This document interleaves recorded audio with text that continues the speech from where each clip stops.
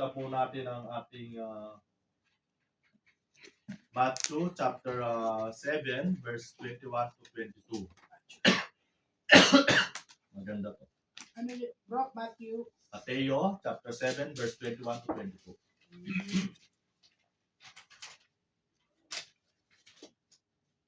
Chapter 7? Chapter 7, 21, 22. Amen. Hindi ko kayo kilala.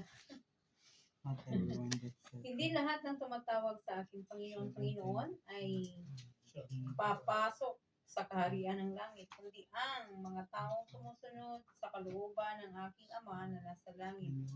Sa araw ng paghukom, marami ang magsabi sa akin, Panginoon, hindi po ba sa iyong pangalan ay nangaral kami, nagpalayas kami ng mga demonyo at gumawa ng mga himala.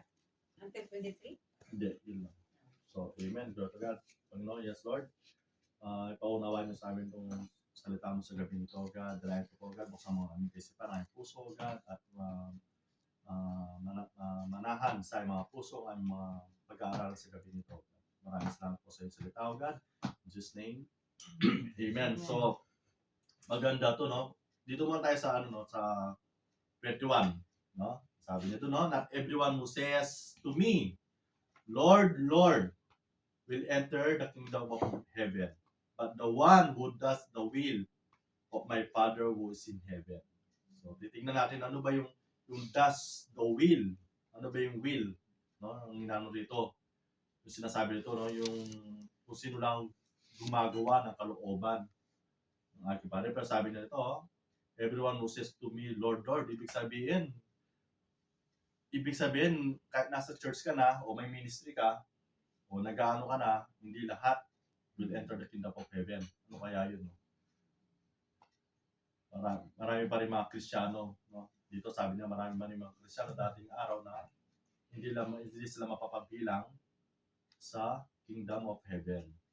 Yung tanging, the one who does the will of my Father who is in heaven. Ang tanong dito, ano kaya yung will na tinutukoy ni Jesus dito? No? Kasi si Jesus yung nagsasalita dito. So sinagot din ni Jesus yan, no? Sa John chapter 6 verse 28 to 29. Ang sabi niya, they replied, we want to perform God's work too. What should we do?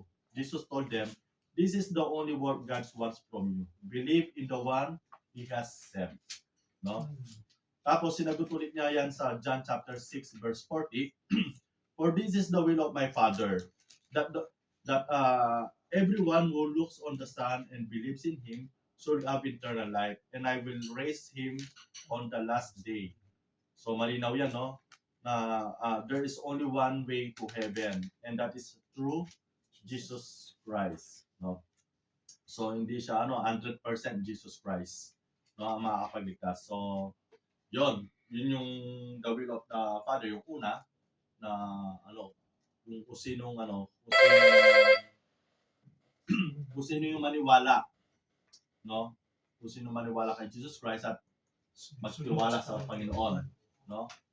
So ngayon saan tayo, no? Mabilisan to. Sa Matthew chapter 7 verse 22, ano sabi niya doon? On that day, many will say to me, Lord, Lord, did we not prophesy in your name and cast out demon in your name and do many mighty works in your name?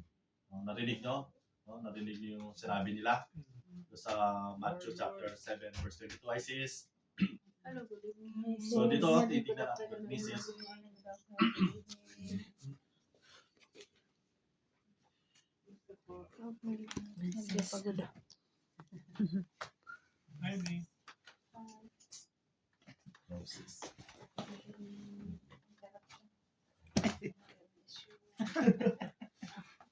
So yun yung sinabi niya sa Matthew 22, no? On that day, many will say to me, Lord, Lord, did we not prophesy in your name?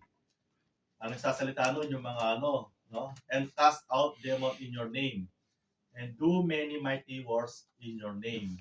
Yung sabi nila, no? So kung narinig natin yung 22, di ba? So dito, kung titignan mo, no, parang pinagyayabang nila yung mga good works nila. Di ba? Yung parang inano nila sa Panginoon, parang sabi niya, no, maraming tatawag na Lord, Lord, Lord, na hindi pa rin makapasok sa kaharian ng heaven. Ang sabi naman nila, parang pinagyabang nila, did we not prophecy in your name and cast out demon in your name and do many mighty works in your name? Diba? So, parang inaano nila, pinagyayabang nila yung mga good works nila. They are simply saying na, I deserve heaven because I do this, I do that. Diba? Tawag dyan, they are not fully trusting the finished work of Jesus on the cross. Kasi nagre-rely sila sa mabuting gawa nila. No? They are trusting themselves. Kapag binasa nyo, kung babasahin nyo na maigi, no? Ito yung mga false prophet and false teachers. No? Hindi naman sinabi ni Jesus na nagka-cast out sila ng demon. Sabi ni Jesus dito, many will say to me, you see. No? Alam ninyo, dalawang klase lang naman yung tao sa mundo eh. No? Ano yon? Dalawang klase naman tayo muna. Una, yung believers. Yan yung mga na born again. No? Natanggap yung Holy Spirit. Yung pangalawa, yung mga unbelievers. No? Yung walang neutral. No? Tinutukoy dito sa verse 22, these are the religious people who doesn't know Jesus at all. No? Religious sila, pero hindi nila talaga nakikilala ang ating Panginoon. Dahil wala silang true repentance na nangyari. No? They don't understand the gospel at yung salvation. Gina-justify nila yung sarili nila na worthy sila na makapunta sa langit. Kaya ngayon yung tinutukoy ng Panginoon doon na maraming tatawag sa akin na Lord, Lord, Lord. Pero hindi pa rin sila makapagbilang sa kingdom of heaven. No? No, because of their good works, do not trust yourself. You have no power to save yourself. No? Wala tayong contribution sa salvation.